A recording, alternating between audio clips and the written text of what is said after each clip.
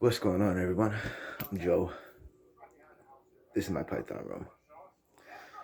And, well, I'm making this video. It's Sunday morning. It's almost 9:30. I gotta be at work at 12. And I'm doing this video because the video I did last night got a little screwed up. There was an issue with the audio because I had music playing in the background. YouTube wouldn't post it, so I had to mute the song that was playing in the background. So selecting to mute the song in the background kind of screwed up the audio. So like you would hear my voice, but my lips were like, it was off. It was way off, and I had posted the video last night, not realizing it. And then this morning I went and checked, realized it, and I was like, oh, that's horrible. So I took it off right away. Luckily it didn't get any views. My channel, I don't know, it's not that big. I'm not getting that many views. I'm not getting that many subscribers. Certain videos do. But anyways, so last night I fed these guys. I fed Nina, fed Charlie, fed Zeus. No, I did not feed Charlie. I attempted to feed Charlie, and she actually refused it. Yeah. So that was the first. So that actually tells me that she's going into shed. Because just like I had suspected, the last time I fed her, I gave her a weaned rat. Now, up until that weaned rat, I've been feeding her small adult mice. Now, that's how, that's the size difference that, you basically want to feed them. You start off feeding them pinkies, then, you go up to a small adult mouse. Then after a small adult mouse, you can go to to either a pinky rat or a weaned rat. All depending on how long you feed them, for. So for example, all right, Charlie, I was giving her, from the moment I got her, from the moment I brought her home, the first initial feeding, I started right away giving her small adult mice. I didn't even bother giving her the pinkies, because the pinkies I have, way too tiny. To be honest with you, they're so tiny that the gecko would probably eat it. But I'm not going to feed the gecko a mouse. They don't eat those. They wouldn't eat that in the wild, probably unless they absolutely had to. But either way, I'm not. No. She is just on a strictly insect diet. So yeah. So Charlie, right off the bat, I was giving her small adult mice. So I got her about beginning of January. So for almost 2 months. For almost 2 months, every week I was giving her small adult mice. And actually, one of the feedings, I gave her 2 small adult mice, and she took both of them. So after that time, the next feeding, I gave her 1 small adult mouse, because I don't want her to get overweight. So I gave her another small adult mouse a week later. No, like 10, it was like 8-9 days later. And then last night, going to feed them, I took out a small adult mouse for each one. When I went to give it to her, she didn't eat it. She didn't take it. So, like, she came out and she was smelling it, she was tasting it, licking it, but she didn't eat it. So I ended up giving Nina here 2 small adult mice. Charlie here, she's been hanging out up here on this side. Now this hide, I made this hide. I made that hide.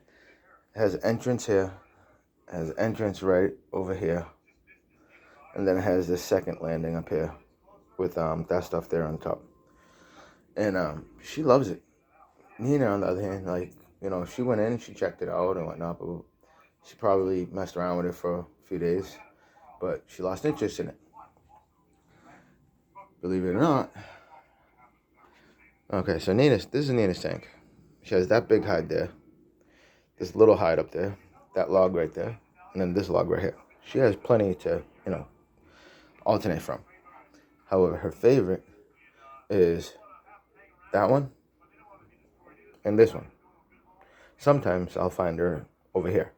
However, when she's in shed, when she goes in shed, she's always, and I mean always, under this one. Always. So, yeah. I ended up giving Nina Charlie's weaned rat.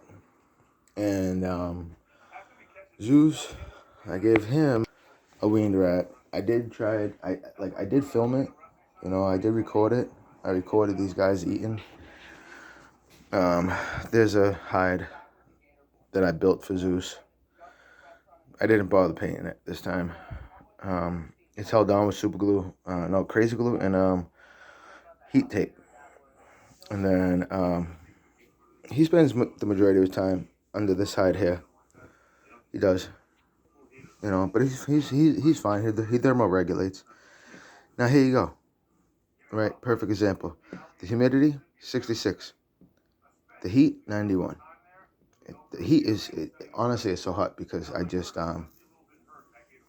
woke up and I turned on the daytime bulbs and I actually forgot to shut off the nighttime bulb, which is fine. I caught it probably 20 minutes later. At night when I get home from work, I usually do that where I will turn the nighttime bulb on sometime before having to shut the daytime bulb off. That is if I get home in time too. Just so that it keeps the inside of the tank warmer for that much longer, if that makes sense. If you comprehend, awesome. You're cool. Sometimes I don't even comprehend myself. I'm kidding. Okay, so moving on. So that was the video last night. I fed them guys, and she wouldn't take hers, and I've given Nina Charlie's weaned rat, and then I ended up going out making dinner for myself. While I was doing that, I took out 2 small adult mice, and I thawed them out. Now a lot of people ask this question. How do I thaw out my mouse? What's the best way to thaw out my mouse? And I had people say, oh, put it in the fridge the night before, blah, blah, blah. Look, it's a small mouse. It doesn't take long to defrost, as long as you do it the right way. It doesn't. What I do, okay, I'll take it, 1, 2, 3, whatever. Put it in a sandwich baggie, okay? And if it's on a feeding day, I'll wake up, I'll take them out, put them in a sandwich baggie, put it in a Tupperware container, and just leave it in the same room that I keep my snakes. Leave it in the same room that you're gonna be feeding your snakes. Go out. I go out, go to work. I work 8 hours, 9 hours. Come home. By the time I come home, they're defrosted. Only takes about maybe hour and a half to defrost one animal, to thaw out one animal. And even after that, if you're still not sure that it's thawed out completely, toss it in some water for another half hour. Toss it in some lukewarm water for half hour. And then right before you go to feed the snake, take it out of the Ziploc baggie, put it in the container as is, and then put hot water. And that'll build up the temperature of the mouse. And get yourself some paper towels, because you're going to want to damp off the excess water, because the last thing you want to do is feed your snakes a rodent that's wet, and it could possibly get substrate stuck to the fur. Now your snake's going to digest the substrate. I've actually had that happen once with Nina, where she ate substrate, and she passed it. It did pass, but throughout that whole time, like, she didn't seem like she was bothered, you know. Now, I am usually good with making sure the fur is fully dry. You know, I'll take 2 to 3 pieces of paper towel for each mouse that I feed to each snake. That way that I can ensure that, you know, it's dry. But at the same time, you got to be quick, because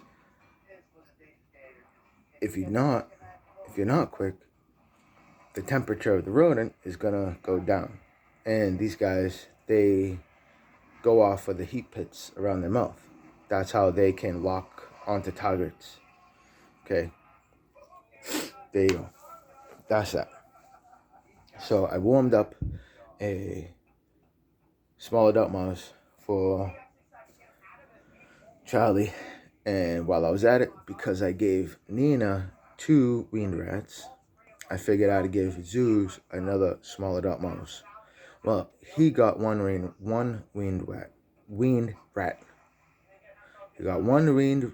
He got one one weaned rat and 1 small adult mouse.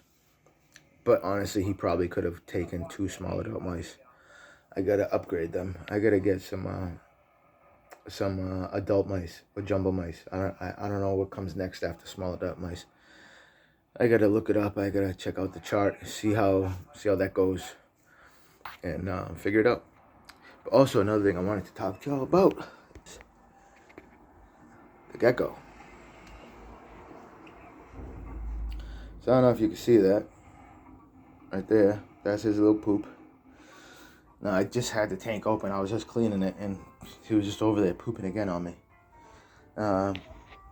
She is right there. I took the little cup out of there, and I put it there for, you know, I put a couple of mealworms in there, and there's still actually crickets running around in there from last night. I added some crickets in there for it. The UVB bulb. That's a new UVB bulb.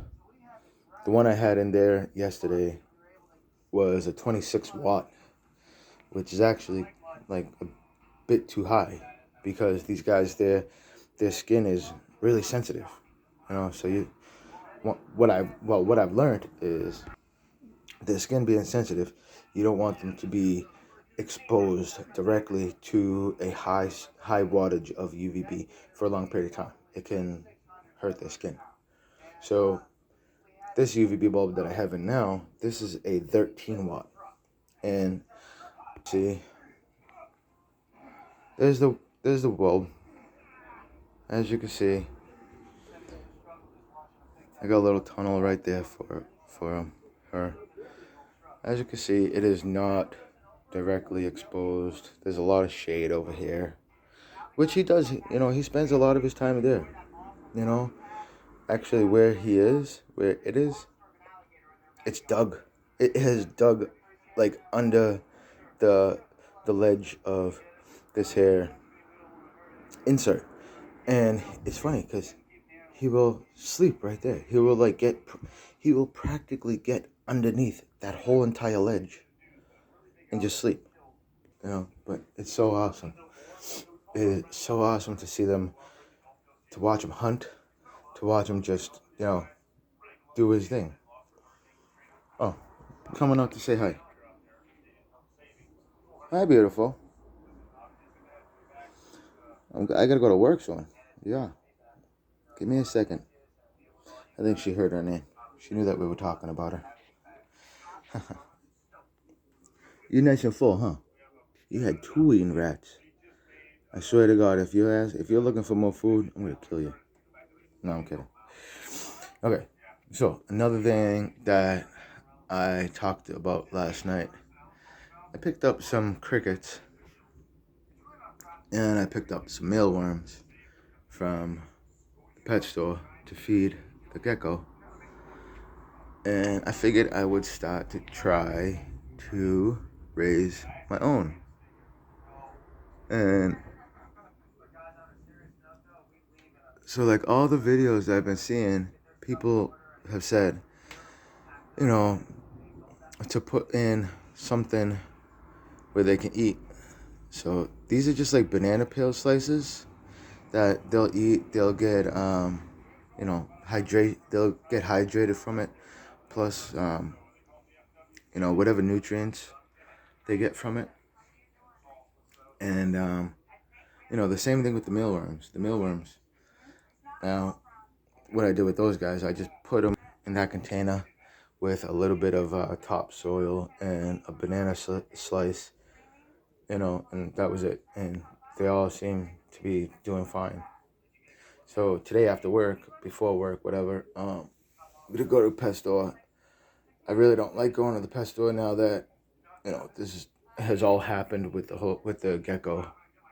But hey, I have to, you know, I don't have a vehicle, so I can't just like drive to this one and drive to that one. I can't be picky. Beggars can't be choosers, right?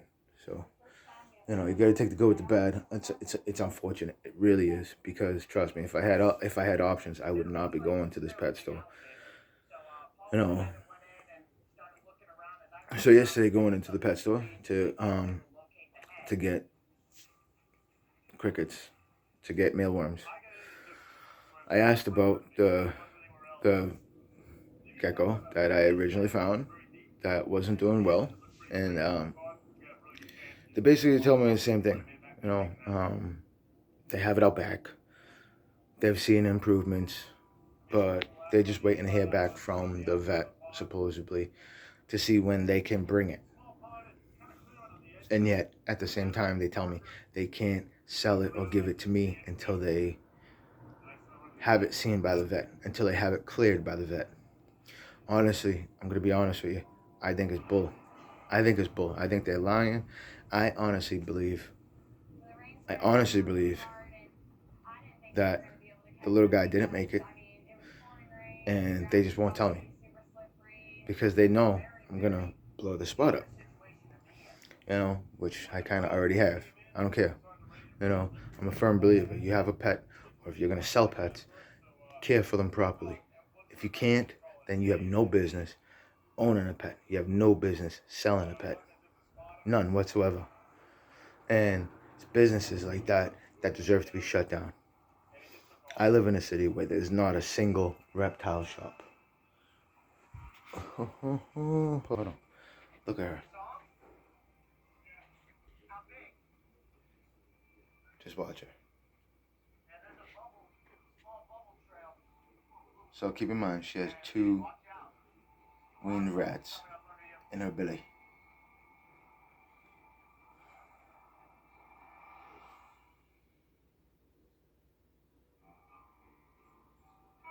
Look at the girth on her. Right there. 2 weaned rats. She's a beast. She is. She is a big girl. She's a big, beautiful girl. Sorry about that. I just just wanted to share that with you real quick, because since I started since I started recording, since I started talking about them, she poked her head out, almost like she knew that we were talking about her. And yeah, just kind of cool. Plus, I think it's been a while since you guys have actually seen her full size. So, they're all doing great. Gecko's doing great. I just, you know, I really can't wait to hear about this other new little guy. This is my bin. This is my project bin. Yeah. I got all kinds of freaking crap in here. This thing, I got bored, I made that. But I got like wood in here, I got sticks in here. You know, because every so often, you know, I want to give these guys something in their tank, you know, to add enrichment, you know. So I got the sticks, platforms, like pieces of wood of all, you know, different sizes, screws. You know, because as you all know, continuously purchasing, inserts for your tanks, especially if you have more than one tank, especially if you have more than two tanks, they get to be kind of pricey. And not only that, even if you have two tanks, if you're constantly upgrading, say your animal's hide, it could get expensive. So why not just build your own? Just do it right. Get yourself the right material that you need and do it. Make it right. Now, the reason why I haven't started actually building, because I'm waiting. I mean, I might not have to wait, but I choose to because, one, I've been working, and by the time I get home from work, I've been tired. But basically, yeah, that's one reason that I've been waiting to, stop building. Plus, I've been thinking about what I can add to this little guy's tank. So that being another reason. And also, I want to get the right paint. So what I've heard is if you use bathroom paint on something that you make for your reptiles enclosure, bathroom paint is the best paint you can use because it can withstand high humidity. So there's a little piece of advice to anybody out there that didn't know. If you make something, out of styrofoam or out of wood, and if you're gonna paint it, use bathroom paint. Just go down to the local hardware store, Home Depot, Lowe's, wherever, Ace Hardware, and just ask them for, a sample size of bathroom paint. Probably going to cost you anywhere between $5 and $10, all depending on the store and all depending on the size. But ask for a sample size. You're not going to need a gallon of paint for whatever it is that you're building, unless you're going to be building a whole entire tank. Then yeah, get a gallon. That's it. But yeah, that's the reason why I wanted to make this video, because the issue I had last night. So with that said, I apologize, but I gotta get going. I gotta go get ready for work. Gotta do my thing. Gotta go out, make the money so I can pay the bills and buy more food for these guys.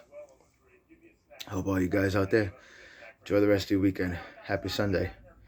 Stay safe and stay well. And please, please, care for your animals right. If you can't, please, find somebody who will.